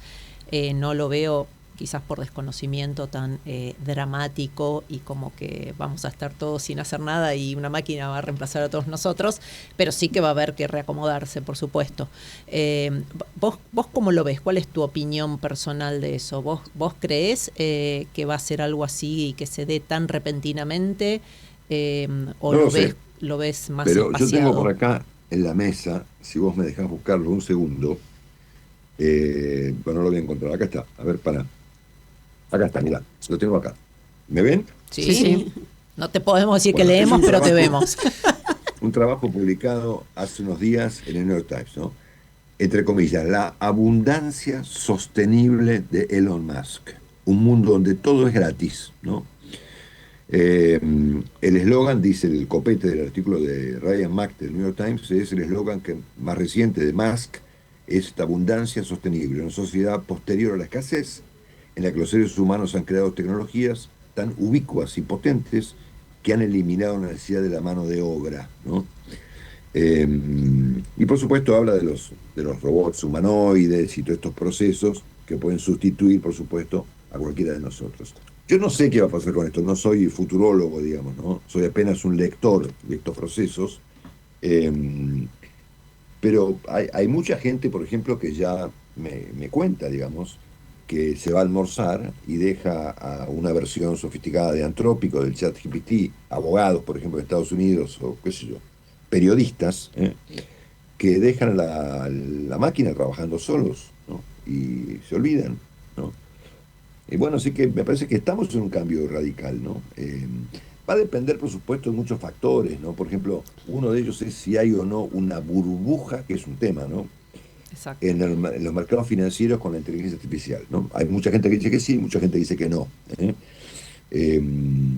Compañías como Nvidia, por ejemplo, o la propia Anthropic, o Palantir, la compañía de Elon Musk, de Peter Thiel, digamos, todas ellas hoy muy vinculadas a cuestiones de carácter de seguridad, no diría de espionaje, pero sí de control social y inclusive en temas de carácter militar, ¿no? Si ustedes se van a noviembre, diciembre del año pasado y ven los discursos de Pete Hegseth en el Pentágono frente a los militares, van a encontrar toda una convocatoria que ha hecho Estados Unidos a las compañías de tecnología para intervenir en la seguridad y en temas militares. Y ustedes piensen que el eslogan principal de la dupla Trump-Hegseth es el enemigo es interno, ¿no? Entonces están poniendo todos estos sistemas al servicio de la política, ¿no? Y es un tema que a mí me preocupa mucho, ¿no? Porque yo creo que efectivamente hay un intento, ¿no? Hay un proyecto, hay una ideología detrás de todo esto, Además del hecho de que eventualmente, no sé, hoy en día por ahí es lo que dice este tipo tan genial que se llama Yuval Harari, ¿no? Que por ahí estos sistemas se vuelven autónomos, ¿no? Y o cometen un error, ¿no? Un misil disparado por un sistema programado por Palantir, que en lugar de dar en un centro estratégico de la Guardia Revolucionaria de Irán, le pega a un colegio, ¿no? Que fue lo que ocurrió, ¿no es cierto? Marcel, sí. Discúlpame. Y última. Te llevamos por un minuto al pasado, 34 años atrás. ¿Dónde estabas el 17 de marzo del 92? No lo olvido más. Yo estaba almorzando, yo trabajaba en ese momento en una radio que era propiedad de Alejandro Romay, llamada Radio Libertad. Yo trabajaba en Canal 9, era columnista político del canal y era también conductor de Fuego Cruzado en Canal 9. Y trabajaba en una radio que era propiedad de Alejandro Romay, que llamaba Radio Libertad. Y entre los conductores de la radio estaba Fernando Niembro, ¿no? Entonces ese día quedamos en almorzar, Fernando Niembro y yo. Y almorzamos, no me olvido más, en un restaurante que creo que ya no existe más, por ahí ustedes se acuerdan, llamado 05, en la calle Paraná. No existe más, creo. Bueno, correcto. Paraná, entre Arenales y Juncal, ¿no? Y recuerdo que había muy poca gente y almorzamos Niembro, yo y alguien más de la radio, un largo almuerzo, ¿no? Y estábamos no sé, de ahí a la Embajada de Israel habría 10 cuadras, ¿no? Y por esas cosas que tiene la física, no escuchamos nada. Y nos enteramos cuando salimos del lugar, ¿no? Yo personalmente me quedé estupefacto y rápidamente me fui viste, por curiosidad periodística, por interés y por preocupación, me fui ahí, ¿no? Y tengo imágenes imborrables, ¿no? Espantosas, que las recordamos por supuesto hoy, ¿no? 17 de marzo, ¿no? Así es, gracias. O 18, no me acuerdo. 17, bien digo.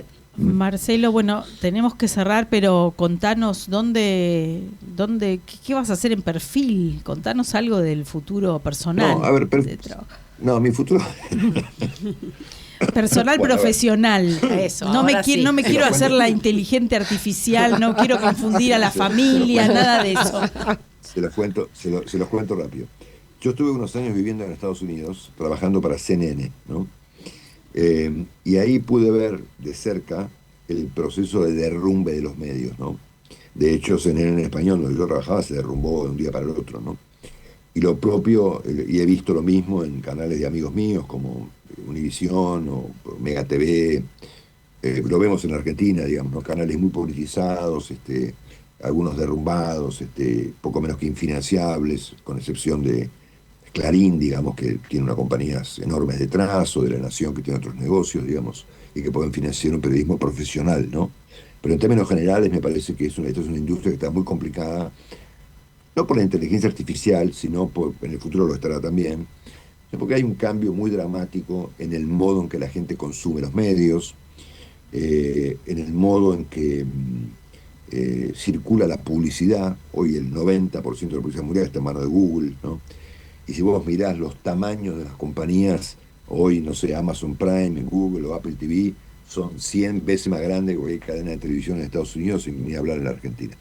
Entonces yo empecé a ver en Estados Unidos cómo mis colegas, con los que yo conviví durante varios años, Jaime Bailey, o Daniel Coronel, o Jorge Ramos, o Patricia Gianiotto, o tantos otros, empezaron a irse de los medios, ¿no? Echados o hartos, ¿no? En mi caso, yo sufrí ambas cosas, ¿no?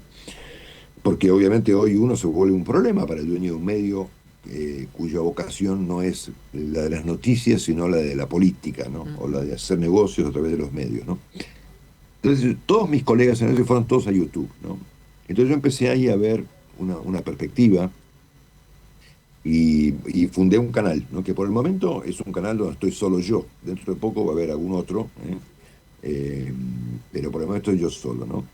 Y lo que ha hecho Perfil es, solo hemos cedido los derechos a Perfil para que, con una hora de diferencia, retransmita nuestros contenidos. quiere decir que mi base de trabajo hoy es YouTube, ¿no? Y en este caso hemos hecho un acuerdo con Perfil que reproduce con algún nivel de edición por un tema de duraciones, tanto en la radio de Perfil como en el canal NET, los contenidos que salen del canal tal como el canal es, ¿no? Y yo por el momento no creo que, no tengo ningún plan de cambiar, he rechazado ofertas de televisión y demás, pues estoy muy feliz en YouTube. Es un ámbito muy libre, muy, muy estimulante, que te permite inclusive hablar de temas que hoy en un medio tradicional no habría ni tiempo, ¿no? Ni tiempo, ni contexto, ni gente que te acompañe, ni directores que estén dispuestos a endosar a que yo te cuente hoy la historia total de la vida de San Patricio, por ejemplo, ¿no? Que fue esta mañana súper exitosa. Pero yo hago eso en una radio y me echan, ¿entendés? A propósito de una gaffe que cometió hoy la señora de Kirchner en tribunales, mañana voy a contar la historia de la frase "algo huele mal en Dinamarca", ¿no? Y por supuesto la historia del desafortunado príncipe Hamlet, y en qué contexto fue dicha esa frase, ¿no? La de "algo huele mal en Dinamarca". Yo voy a Radio Rivadavia hoy y cuento eso y viene el dueño y me saca patadas. Algo huele mal en Dinamarca, ¿lo vas a contar mañana? Sí, ¿quién dijo eso? ¿No nos das un adelanto, una primicia, un titular? Sí. Esa fue una genialidad de Shakespeare, ¿no? Pues que Hamlet es la historia de un drama político, ¿no? Hamlet es un príncipe dinamarqués que es convocado una noche en un balcón de su castillo por el fantasma de su padre, ¿no? Que era el rey, ¿no? El rey Hamlet, rey de Dinamarca, que había muerto hacía pocos días. Y le dice: "Mira, hijo, yo no me morí de muerte, no, me mató tu madre y mi hermano, y que además ahora andan juntos. Te pido que te vengues de ellos", ¿no? Es una tragedia política, ¿no? Muy atravesada por la locura, ¿no? Terminan todos muertos, ¿no? Y en esa escena tan impresionante en la que aparece el fantasma del padre y le dice a su hijo Hamlet que emprende una venganza por su asesinato, un personaje totalmente secundario que está detrás de escena, digamos, como en un costado, digamos, le dice a otro: "algo huele mal en Dinamarca", ¿no? Y es una genialidad literaria de Shakespeare, ¿no? Porque le hace decir a un personaje secundario la frase que explica el drama, ¿no? Bueno, mañana estaremos ahí atentos. La gracia del asunto es que la señora Kirchner citó la frase al revés, ¿no? La dijo mal, ¿no? Y yo voy para reivindicar a Shakespeare, digamos, y para contar la historia del pobre desafortunado príncipe Hamlet, voy a contar la historia. Entonces son cosas que se pueden hacer en YouTube. Yo me puedo tomar media hora para contarlos, ¿no? Y vos fíjate, por último, que los videos nuestros que tienen más éxito no tienen nada que ver con la política, ¿no? La historia por ejemplo, de Peter Thiel, la muerte de Robert Redford, que estaba muy vinculado al diario The Washington Post, nadie conoce esa historia, la biografía de Jeffrey Epstein, que fue, creo, nuestro video más visto, como yo conté hace varios meses, su vinculación bastante opaca con la compañía Victoria's Secret, o qué sé yo, tantas historias que yo improviso o preparo, o la historia de Irán, por ejemplo, ¿no? Hace un tiempo contamos la historia de Irán, ¿no? ¿De dónde miércoles viene Irán, ¿no? ¿Cómo hacemos para entender a Irán, ¿no? Y tenés que pensar por el Imperio Persa, ¿no? Por Ciro el Grande, ¿no?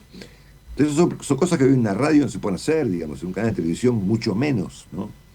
Entonces YouTube te permite hacer un vivo larguísimo, por ahí de 2 horas, a veces de 3, y después el equipo del canal hace 15 a 20 cortes por día y la gente elige ver lo que se le ocurre a la hora que quiera, o inclusive el día que quiera, ¿no?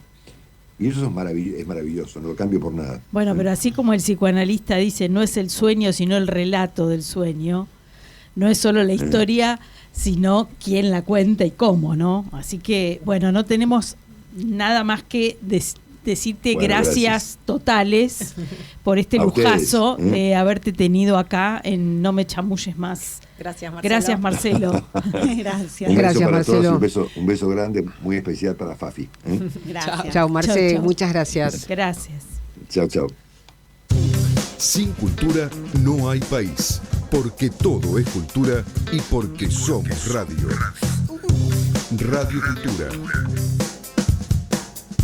Atención fanáticos del cine. Cines Multiplex tiene un 2x1 en entradas todos los días. Manda un mensaje al 11 5795 4462 y pedí tu código para películas 2D y 3D. Lo mejor de todo es que lo podés usar las veces que quieras. Fácil y rápido. Aprovechalo y vení a Cines Multiplex, tu cine. Alexander no es solo un nuevo vecino para Elías. Para Elías es el despertar de un sentimiento desconocido y abrumador. El amor verdadero. Zeta Films presenta en Argentina Premio del Jurado Joven Festival Internacional de Cine de Berlín, Gran Premio Écrans Juniors Festival de Cannes, del director belga Anthony Schatterman. Corazones Jóvenes, la revelación del cine europeo sobre el primer amor. Corazones Jóvenes, solo en cines. Radio Cultura Podcast. Seguinos en redes sociales, @Radio Cultura BA. Seguimos en No Me Chamulles Más, el espacio radial y de streaming de Pollera Pantalón, la organización de mujeres que trabaja para compartir conocimientos y crear redes que potencien a las mujeres con iniciativa. Tiene un tema interesante entre manos. La semana pasada tuvimos a Santiago Bilinkis, que un poco nos introdujo en el tema de la inteligencia artificial. Hoy Marcelo Longobardi habló de eso. También recién habló de este tema de lo verdadero y lo verosímil, que bueno, no tuvimos más tiempo, pero creo que las cosas que pasan hoy, un poco lo comentábamos con Fafi la semana pasada, ¿no? No sabemos nunca exactamente cómo pasan, de qué manera. O si son reales. O si son reales. Él mencionó al New York Times. Yo estoy bastante peleada con el New York Times. No me gustó nada su cobertura de la crisis, de la masacre del 7 de octubre y después la guerra en Gaza. Y me pasó lo mismo con El País de España y con la BBC. Me parece que bueno, hay sesgos que son de la inteligencia artificial y también humanos, ¿no? Que tenemos que volver a barajar y ver cómo miramos la realidad, cómo nos informamos, de dónde sale la información, porque también hay nuevas generaciones que nacieron con esto, ¿no? Nosotros en las redacciones antes estábamos, salíamos, llamábamos, buscábamos. Chequeabas, corroborabas chequeabas, la fuente, la información. Un poco en la misma dirección, alineado lo que estás planteando, Vale, con lo que decía Marcelo, ¿no? La crisis generalizada de los medios, los marcos de referencia, el nivel de politización, nuevas tendencias y además esto que acabas de definir o de mencionar, que tiene que ver con la credibilidad, ¿no? Y lo verdadero y lo falso y cómo uno puede alimentarse de una realidad virtual paralela que termina confundiendo de una manera dramática y a nivel masivo. Y me gusta tu pregunta de hoy, que tiene que ver con la memoria, porque bueno, todos queremos justicia y para eso necesitamos de la memoria. ¿Qué estabas haciendo el 17 de marzo de 1992? Bueno, no sé si las demás se acuerdan. Yo realmente no me acuerdo de ese día, pero sí me acuerdo del día de la voladura de la AMIA. Y fue un día yo estaba trabajando en La Nación y realmente fue un día periodismo, pero puro, ¿no? Yo estaba abajo, no podíamos subir, bajaban todos los fotógrafos por un ascensor que se iban rápido. Mi papá me llamaba por teléfono y quería saber si yo estaba bien, llamaba a cada uno de sus hijos, ¿no? Todos llamábamos a los familiares. Si alguno tenía algún amigo en la AMIA, mi hermano tenía un amigo que se murió en la AMIA, entonces llamaba a su familia, pero el periodismo era, viste, tenía esa cosa de nadie estaba sentado en su silla, digamos, ¿no? Y bueno, me parece que eso cambió bastante. No sé, no quiero ser apocalíptica, porque además Yani nos va a hablar de la inteligencia artificial para el bien. Así que vayamos a lo positivo. Me parece que habría que pensar en eso, pero vaya que cambiaron las cosas, ¿no? Maru, ¿vos dónde estabas? Yo estaba, recién arrancaba a trabajar en esa época, a trabajar más formalmente, y estaba haciendo auditoría en un cliente.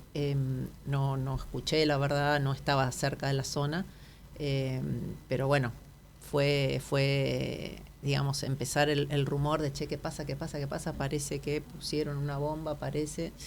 Y bueno, ahí se armó como un hormigueo viendo ver qué pasaba, pero realmente impactada, ¿no? Porque bueno,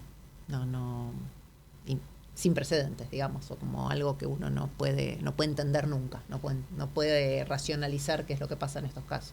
Sí, yo me acuerdo que estaba en el micro volviendo de la escuela primaria, estaba en 7º grado, y se ve que el chofer del micro estaba escuchando la radio y escuchamos bomba. Y no era algo que para nosotros era algo normal. Escuchar que había habido una bomba en la embajada de Israel fue como un momento de tanta angustia, ¿no? Y de no saber cómo absorber esa información. Y después tantos años de ir a las marchas y pedir justicia, y tantos años que lo que hacen es profundizar esa angustia, ¿no? De no tener justicia, de que después se vuelva a repetir un atentado terrorista en la Argentina. La verdad es que son muchos años sin justicia. Ahora, digamos, en el último tiempo empezamos a ver por ahí sentencias más firmes donde se menciona con nombre y apellido a los grupos terroristas, a los responsables. Vemos a Irán.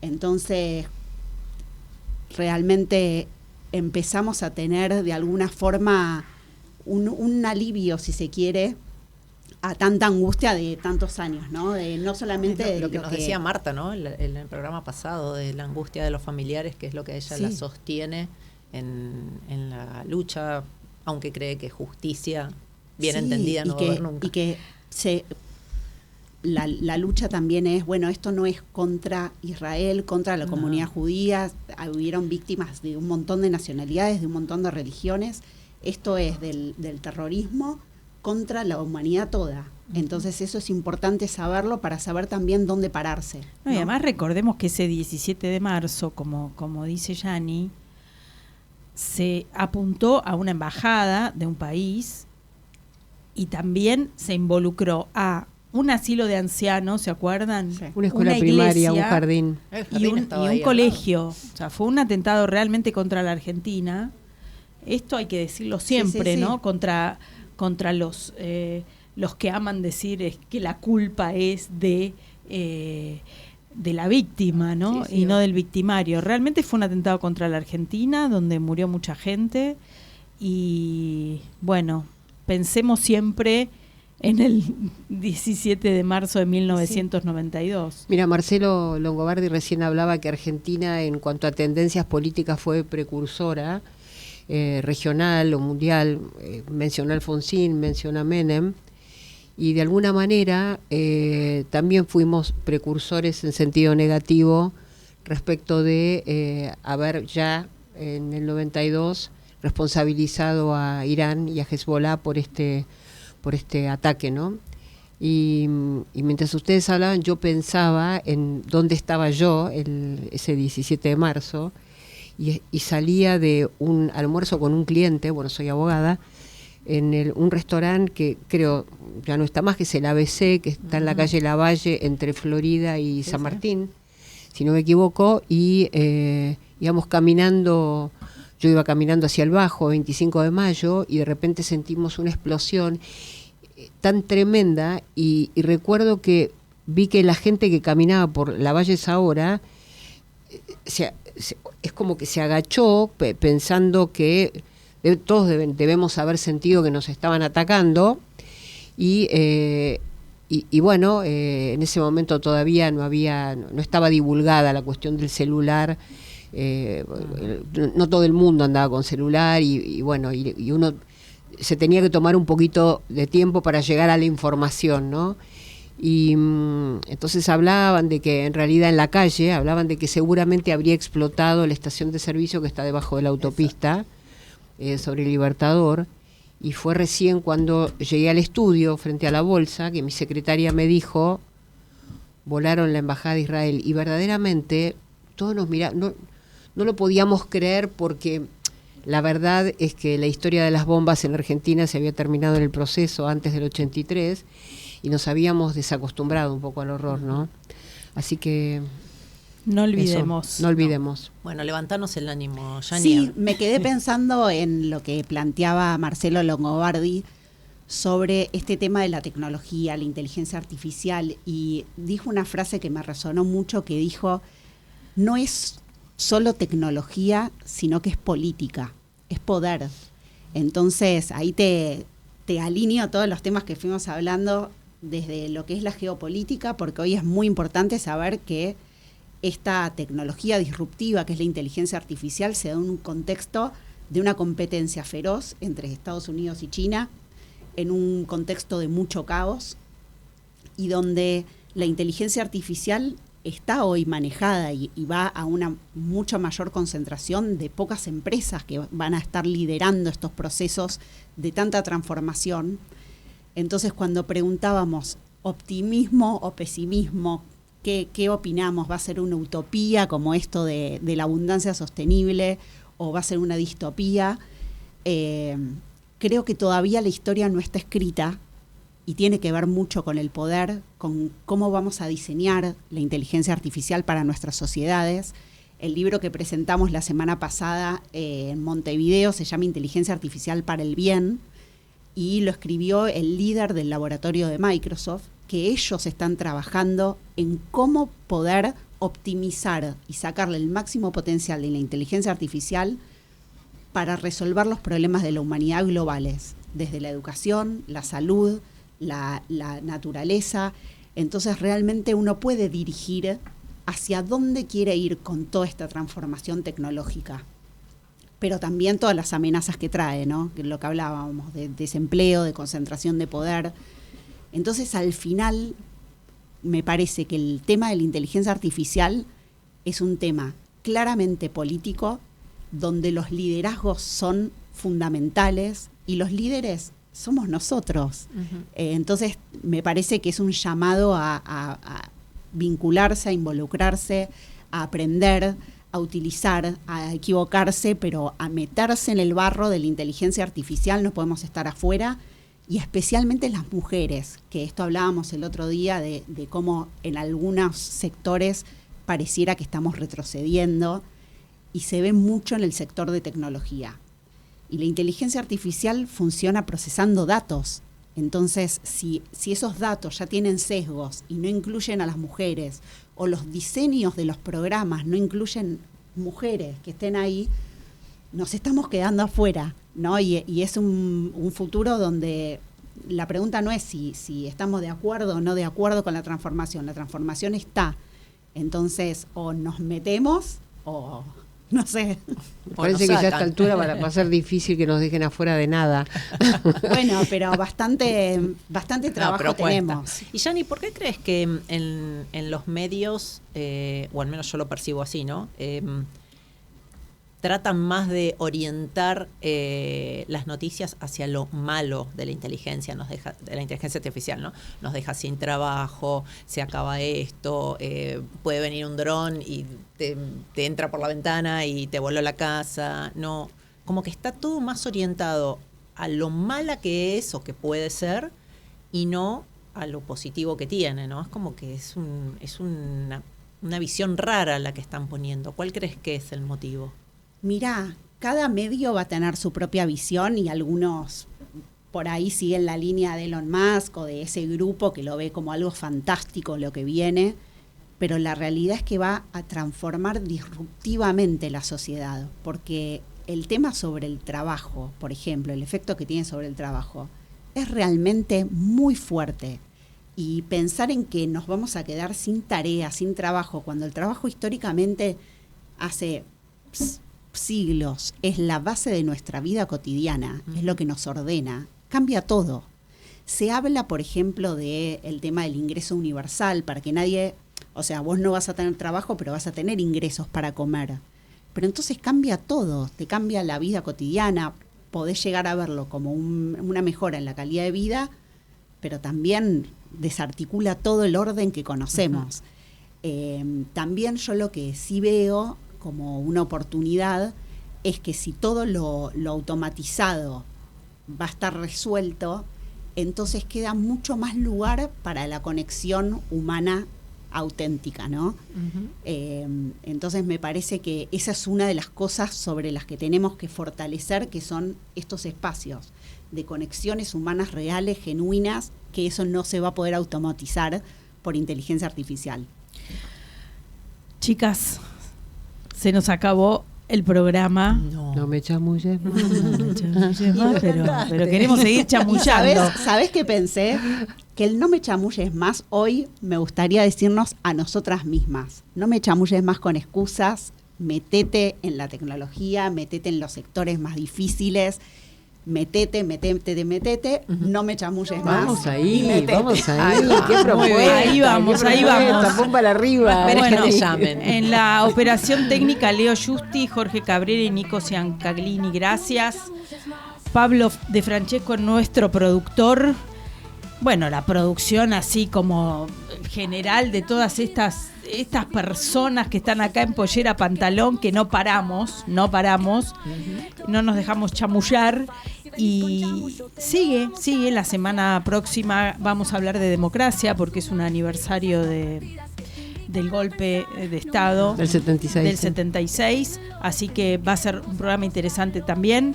Aquí estamos Janina Kogan, Maricel Lungarzo, Fabiana Ricaño, mi nombre es Valeria Shapira, gracias por habernos acompañado y nos vemos la semana próxima. Chao. Gracias. Chau.